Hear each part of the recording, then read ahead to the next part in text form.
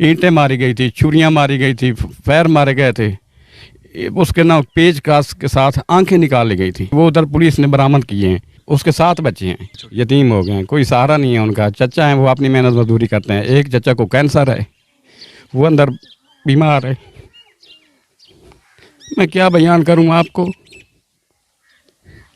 नाज़रीन इकराम, जुल्म की दास्तानें रकम हो रही हैं। पूरे जिस्म पर आंखें भी निकाल ली उन्होंने, नाक भी बिल्कुल ख़त्म कर गए ईंटें मार मार के।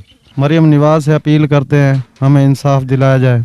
उनको जंजीरों से बांध के मारा जाता है, घर वीडियोस भेजी जाती हैं। पैसे देने के काबिल वो होते नहीं, तो उन वीडियोस भेजने के बाद फिर मारा जाता है। वो तड़पते रहते हैं, फिर लाशें उनके घर में आती हैं। सर उसके आंखें नहीं थी, जब उसको गुसल दिया गया तो उसका सारा चमड़ा उधड़ गया। उसके सर पर ईंटें लगी हुई थी, ये सारा सिर फटा हुआ था, यहाँ पर एक गोली का निशान था।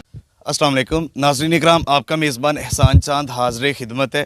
गमज़दा और जुल्म की तारीख एक और रकम हुई है। तो कच्चे के डाकू जो हैं ये पक्के के डाकुओं से संभाले नहीं जा रहे, और इन्होंने घरों को उजाड़ने का जो है ना वतीरा वो अपनाया हुआ है, और इनकी बदमाशियां पाकिस्तान के अंदर जारी हैं। नाम निहाद ऑपरेशन तो किए जाते हैं, हमें यकीन है अपने इदारों के ऊपर, अपने सिक्योरिटी इदारों के ऊपर ऑपरेशन तो किए जाते हैं, लेकिन वक्ती तौर पे हल है। और ये इनको जब तक बैकअप पे सपोर्ट बंद नहीं होगी, सियासतदानों की सपोर्ट, कभी सिंध हुकूमत इल्ज़ाम पंजाब हुकूमत पे लगाती है, कभी ये सिंध पे लगाती है, तो वो लोगों के चिराग जो है ना वो गुल कर रहे हैं। तो एक और आज मैं खानेवाल के नवाही गांव 43 ट्रेनार में मौजूद हूँ। यहाँ पर भी एक ट्राले का ड्राइवर था जिसके साथ अंदोनाक और अफसोसनाक वाक़या पेश आया। उसके छोटे छोटे बच्चे यहाँ मेरे साथ मौजूद हैं, उसके भाई मेरे साथ मौजूद हैं, उसके अजीज़ रिश्तेदार मेरे साथ मौजूद हैं। और मैं आपको बताता चलूँ कि जिनसे डिमांडें की जाती हैं लाखों में, और तशद्दद करके उनको घर में वीडियोस भेजी जाती हैं। और इस बेचारे को तशद्दद किया, इस हद तक किया कि मैं बयान नहीं कर सकता, अल्फाज नाकाफ़ी हैं। आंखें नोच ली गई, जिस्म नोच लिया गया, चेहरा नोच लिया गया, तेज़ाब मुंह के ऊपर फेंका गया, गोलियां मारी गई, आखिरी हाल यानी ये किया। और जिनसे लाखों रुपए मांगे जाते हैं उनका ये घर देख लें। ये आप ये कैमरामैन दिखाते हैं आपको, ये घर है, एक कमरा है वो भी कच्चा है, और ये उनका घर है जी। ये छपरा दिखा दें और ये घर दिखा दें। और मज़दूर जो अपनी रोज़ी रोटी के लिए, अपनी हलाल रोज़ी के लिए निकलते हैं, उनको रास्ते में गाड़ियों से उतार के, चीज़ें लूट के, फिर भी चैन नहीं आता। उनको जंजीरों से बांध के मारा जाता है, घर वीडियोस भेजी जाती हैं। पैसे देने के काबिल वो होते नहीं, तो उन वीडियोस भेजने के बाद फिर मारा जाता है। वो तड़पते रहते हैं, फिर लाशें उनके घर में आती हैं। तो ये हालात हैं पाकिस्तान के। तो यहाँ पे लाश इनके घर आई है, इनसे गुफ्तगू करते हैं और आपके सामने लेके आते हैं। अस्सलाम वालेकुम। वालेकुम अस्सलाम। क्या कहेंगे इस जुल्म की दास्तान के ऊपर? आप चूँकि अजीज़ रिश्तेदार सारे हैं, क्या कहेंगे? इतना जुल्म हुआ है, मैं बर्दाश्त नहीं कर सकता, मैं बोल भी नहीं सकता। हमें अपने इदारों के ऊपर इंसाफ, उनको चाहिए कि इंसाफ दें। मरियम निवाज है, DPO है, RPO है, DSP साहब हैं, तफ्तीशी साहब हैं, हमें इंसाफ चाहिए बस। जो होना था वो तो हो गया। क्या हुआ क्या? ये ड्राइवरी करता था, 15-20 दिन पहले किया है। ड्राइवरी भी नहीं, हेल्प नहीं करता था, जो सेकंड ड्राइवर था। Second driver. तो उन्होंने 5-6 दिन पहले अगवा किया है, रब्ता नंबर बंद हुआ है। तो कुछ दिनों बाद पता चला है कि वहाँ से हमें लाशें मिली हैं। वो इतनी बेदर्दी से मारा हुआ था कि वो चेहरा भी नहीं पहचान हो सकती थी। ईंटें मारी गई थी, छुरियां मारी गई थी, पैर मारे गए थे। उसके ना पेच कास के साथ आंखें निकाल ली गई थी। पेच कस के साथ आंखें? हाँ जी, वो उधर पुलिस ने बरामद किए हैं, हर चीज़ पुलिस ने बरामद की है। आगे हमें RPO से गुजारिश है, हमें इन बच्चों को फौरी इंसाफ दिया जाए, मेहरबानी। घर इधर लाश आई तो देख के क्या हालात थे? हम तो देख भी नहीं सकते थे, रोज़े के साथ मैं खड़ा हूँ, हम तो देख भी नहीं सके, ना देखने के काबिल थी। 5-6 दिन उन्होंने अंदर बंद लाश रखी है, शापरों में बंद लाश रखी है। तो उस लाश में डब्बे में बंद थी, हमें तो मुंह भी नहीं देखना नसीब। ये मुसलमान नहीं, ये दरिंदे, यानी आपने मारना है तो मतलब इस हद तक जुल्म? गाड़ी लूटनी है, लूट लो, मारो तो ना, ये तो ना करो। चिराग तो ना बुझाओ ना। एक अपने घर का कफील था वो। कितने बच्चे? उसके 7 बच्चे हैं। 7 बच्चे यतीम हो गए, छोटे छोटे यतीम हो गए हैं, कोई सहारा नहीं है उनका। चचा है, वो अपनी मेहनत मजदूरी करते हैं। एक चचा को कैंसर है, वो अंदर बीमार है। मैं क्या बयान करूं आपको। नाज़रीन इकराम, जुल्म की दास्तानें रकम हो रही हैं। और ये भाई है उनके, ये भाई भी मैं इनको आप सामने लेके आता हूँ। अस्सलाम वालेकुम। वालेकुम सलाम। क्या कहेंगे भाईजान इस जुल्म की, क्या हुआ कैसे?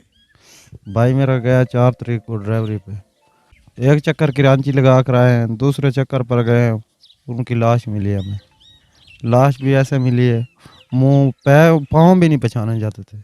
इस पूरे जिस्म के साथ तशद्दुद। पूरे जिस्म पर आंखें भी निकाल ली उन्होंने, नाक भी बिल्कुल ख़त्म कर गए, ईंटें मार मार के बिल्कुल सारा चेहरा ख़त्म कर दिया। हम मुंह भी नहीं देख सके, इधर घर भी जी घर में किसी को नहीं दिखा सके? वालदा बूढ़ी थी क्या? नहीं जी। अब कोई बहन भाई कोई भी नहीं देख सके मुंह से। बीवी उसकी? नहीं जी। बच्चों ने नहीं कहा कि हमें अब्बू दिखाओ? हाल दवाई तो पाई है लेकिन मजबूर थे, निकाल नहीं सकते थे, बदबू आने लगी थी, जिस्म में कीड़े पड़ गए थे, बहुत हालात ख़राब थे। कैसे दिखाते मुंह घर वालों को। क्या अपील करेंगे? मरियम निवाज से अपील करते हैं, हमें इंसाफ दिलाया जाए, मेहरबानी। नाज़रीन इकराम, ये आंसू, ये हाथ जुड़े हुकूमत वक़्त के आगे हैं, हमारी सिक्योरिटी इदारों के ऊपर हैं।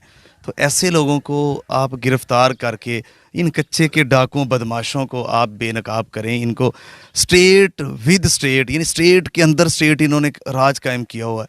जो भी आता है जिसको मर्ज़ी उठा लिया जाता है। मज़ीद हमारे साथ लोग मौजूद हैं, रिश्तेदार हैं उनके। अस्सलाम वालेकुम। वालेकुम सलाम। क्या कहेंगे भाई? भाई क्या कह सकते हैं, मैं गया था रहीम खां पहचान के लिए, मेरा नाम लिखा गया था, मुझसे तो पहचान नहीं हो सकी। लाश की पहचान नहीं हो सकी? जी, इतना तशद्दुद। इतना तशद्दुद। क्या हुआ क्या था लाश के साथ? सर उसके आंखें नहीं थी, जब उसको गुसल दिया गया तो उसका सारा चमड़ा उधड़ गया, उसके सर पर ईंटें लगी हुई थी, ये सारा सिर फटा हुआ था। ईंटों से फटा हुआ? जी, ईंटों से ही। यहाँ पर एक गोली का निशान था, गोली भी मारी गई थी? गोली भी मारी गई। तशद्दुद करने के बाद नहीं मरा तो गोली मारी? जी, ये तो अल्लाह ही जानता है, बहरहाल तशद्दुद की तो खीर हो गई सर। क्या कहेंगे जब लाश यहाँ पे आप लेके आए, पहुंची तो घर वालों का क्या? सर हम क्या कर सकते थे, हम यहाँ जब वहाँ पे गुसल दिया गया तो हमें एक शापर मंगवा कर उसको बंद करना पड़ा, इतनी बदबू थी। उसके बाद खफन था, खफन के बाद पेटी थी, पेटी पे भी हमने खफन मुंह पे बंद कर दिया। घर वाले तो कहते थे हमें मुंह दिखाओ, पर नहीं, इस काबिल भी नहीं थी लाशें जो मुंह दिखा सकते थे हम। किससे, क्या हुकूमत से अपील करेंगे, किससे करेंगे? हमें तो मरियम साहब से अपील है कि हमें इंसाफ दिलाए, और DPO हैं, RPO साहब हैं, खुदारा हमें इंसाफ दिलाएं। नाज़रीन इकराम, ये जुल्म की दास्तानें रकम हो रही हैं। कच्चे के डाकुओं को छोड़ा जा रहा है, हुकूमतें मज़े करती हैं, इलेक्शनों के दिनों में डाले वहाँ पहुँचते हैं, वहाँ असला उनको वाफर पहुँचता है। ऐसी ऐसी आराइशें उनके पास हैं कि हमारे पास नहीं है। जदीद असले से वो लैस हैं, गाड़ियाँ पुलिस की साथ होती हैं और डर के जा रही होती हैं। ये पाकिस्तान का हालात है। और जुल्म की अखीर होती है ना, जहाँ पे जुल्म मिट जाए, वो जुल्म इनके साथ हुआ है। और पूरा गांव रंजीदा है, हर बंदा परेशान है, और मुंह दिखाने के वो काबिल नहीं है, वो चेहरा घर वालों को नहीं दिखा सके। अभी कोशिश हमने की कि उनकी बीवी से, घर वालों से बात करें, लेकिन इतना रो रहे हैं कि उनसे बात नहीं हो रही। भाई जो गए हैं वो भी रोते हुए बाहर आ रहे हैं।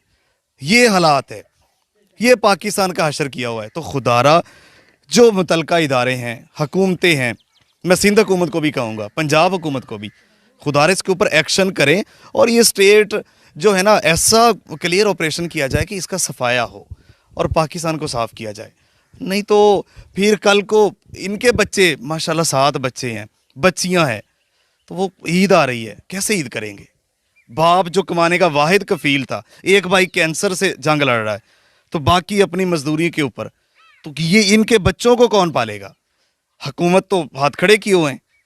तो ये आपके सामने है। मज़ीद आगे बढ़ते हैं, आपके सामने रखते हैं।